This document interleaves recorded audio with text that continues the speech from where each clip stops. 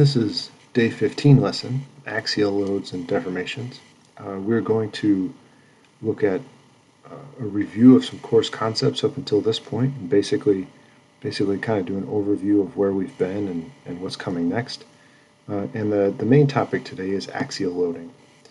So basically loading that's along the axis of some sort of a member, and that could be something like the turbine shaft that you see here in this picture. Shafts like that have a thrust load on them, and there'll be some sort of a load in this direction, in addition to whatever torque load is on that shaft. This is the picture on the right over here is a picture of a pump jack, that's pumping oil in Millennium Park and on the west side of Grand Rapids. And basically, this piece right here that's going up and down inside the well, that's a really long rod, basically, that as it moves up and down, it's going to have a fair amount of load on it. It's going to have some sort of deflection because of that axial load on that rod. So let's go on to our first item here, which is basically the course up until this point. Right. So the course up until this point has been stress and strain, and basically we're looking at a little element here and looking at what the stresses or the strain is on a tiny element, and kind of the classic progression, which we just kind of put all together in one of the recent lessons. The classic progression is I have a strain rosette, and from that I have some sort of strain gauges and some arrangement like this, and from that I go to identify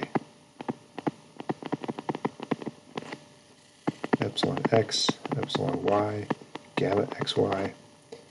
From that, I want to convert to stresses.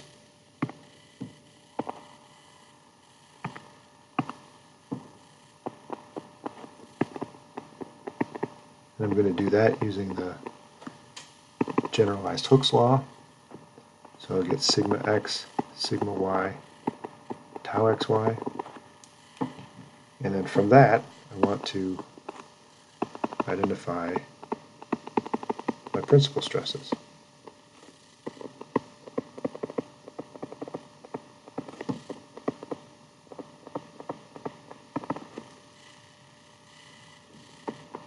Sigma P1, sigma P2, tau max.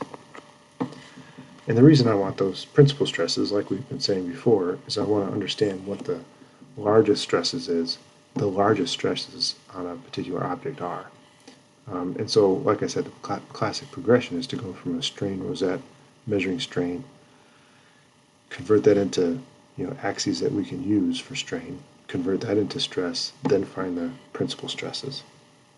Okay, so what's coming next? I mean, basically, we're going to have a whole bunch of applications of what we've just been talking about. All right, so we'll have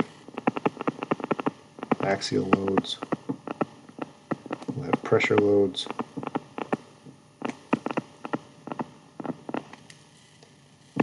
we'll have torsion shafts, and we'll have beams. And in each of these cases, we use a little stress element to do our analysis.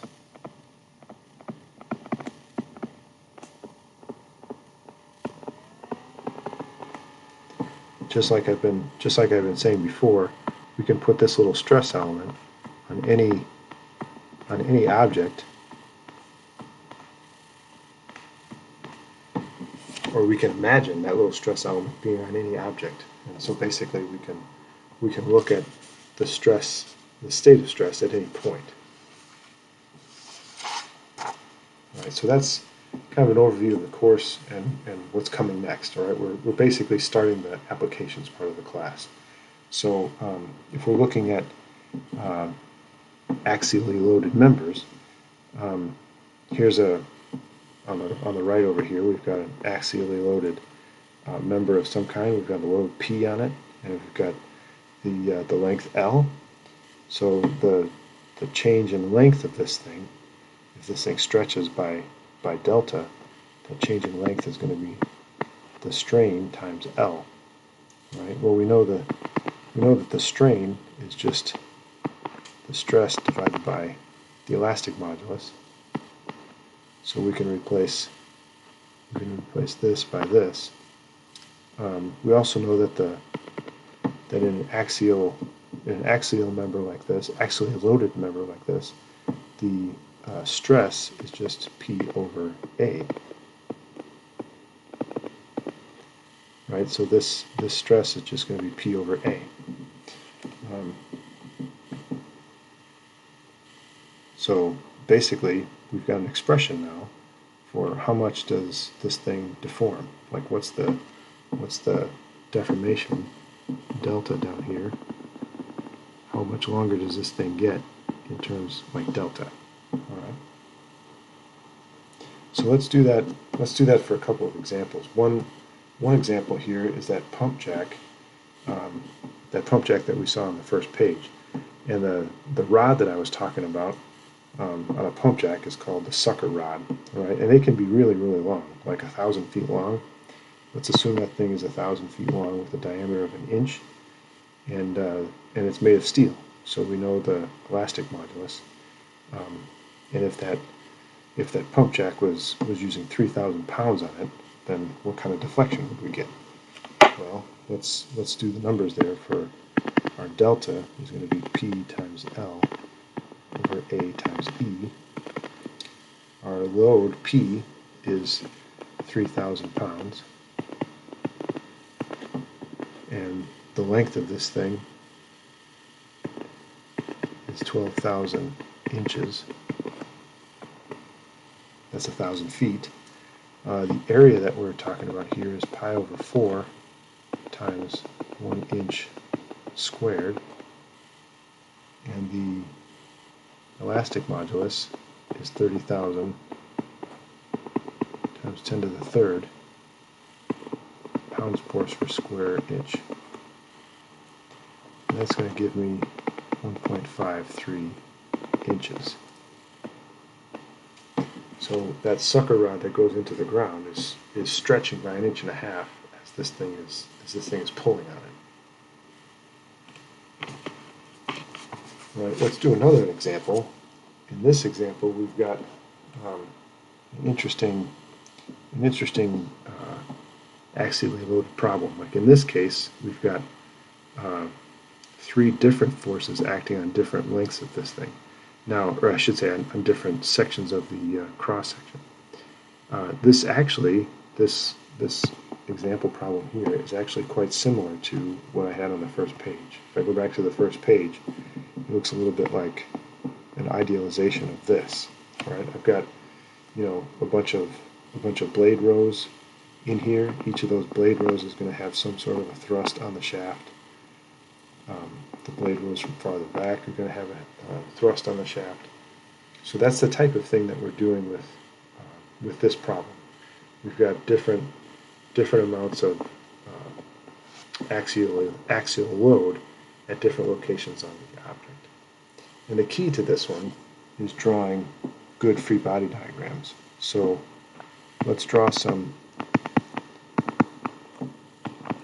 free body diagrams, and the first one we're going to do is basically cut across that bottom of that whole structure. So I'm going to cut right here, where I've got a 20 kilonewton force acting down here, and what would I have to get? Basically, what would the rest of the structure have to support in order to support that? If I said P1, here, let's just label this 1. Basically, P1 is going to have to be equal to 20 kilonewtons.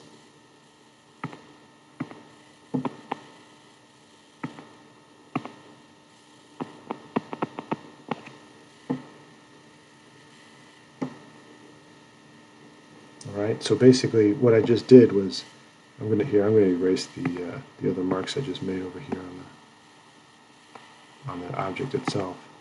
What I basically did was I cut straight through here, right, to get me this chart, or this free body diagram. If I cut through there, then I know what kind of load is acting on that last length, that 1.5 meter length. So let's write down the length of that piece. It's 1.5 meters. The diameter of that piece down there is 15 millimeters, or 0.015 meters. All right, let's cut through this next part. So basically, we'll be cutting somewhere over there. That'll be free body diagram number 2. So if we cut higher up like this, now we've got 20 kilonewtons down here, and we've got 15 kilonewtons up here, all supported with P1. So in this case, I'm sorry, it's not supported with P1, it's supported with P2. P2 is basically like, what is the force inside number 2? Because we've just cut number 2 across here, so that we can identify what's in there, what force is acting on there. So in this case, P2 is equal to 35 kilonewtons. L2, we've been told, is 1.5 meters, and D2 is, hold on,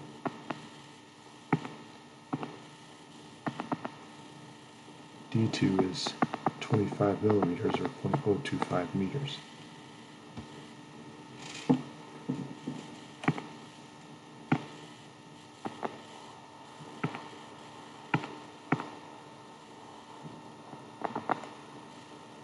All right, now the last cut we'll make is kind of up here, past that other load. So that's number 3. That's going to look something like this. Oh, don't understand these lines. So this is going to look something like this. So I've got 20 kilonewtons down here. I've got 15 kilonewtons right there, and I've got up here 20 kilonewtons. All right, that's right below where we cut it open. And then above that cut, there's a P3.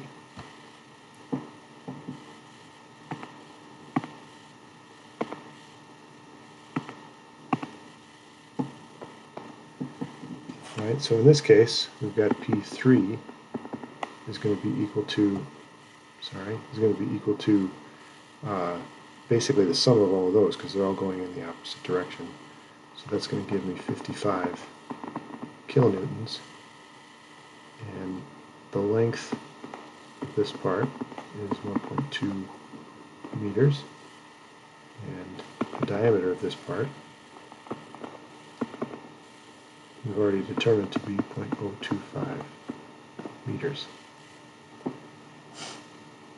Right, so having known all those, having figured out all of these, basically what we have is geometry information. We've got length and diameter for each one, but we also now know how much load, is it P1, is it P2, is it P3, is acting on each of these zones of this axial rod.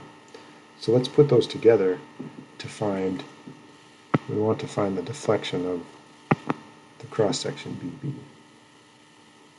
Right? In order to do that, we're going to have to add the deflection of all the other pieces. So P1 L1 over A1 E1 plus P2 L2 over A2 E2 and P3 L3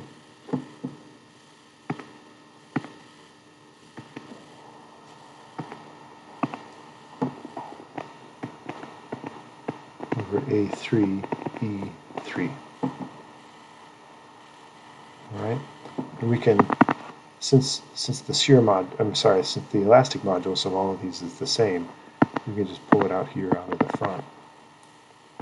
And then what we're left with is P1 L1 over A1, and P2 L2 over A2, and P3 L3 over A3. If I substitute numbers from this problem, I'm going to have 1 over 73 times 10 to the 9th pascals. I'm going to have 20,000 newtons for P. For L1, I've got 1.5 meters.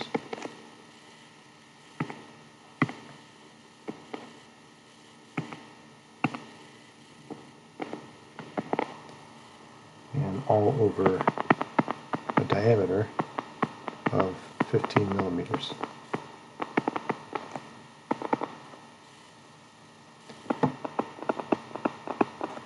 And the next one, P2, is 35,000 newtons and 1.5 meters. That's a 1.5. And all of that over the area of a 25 millimeter shaft. And then one more, our P3 is 55,000 newtons and 1.2 meter length and 25 millimeters squared. Which all of this, all of this gives us 0.0056 meters or 5.6 millimeters. So that's what you need to do in order to calculate the deflection, or I should say the deformation of something that looks like what we have here with so many different shafts. You have to know how much load is on each part of this shaft here. So that's our example, that's our lesson for today. Let me know if you have any questions.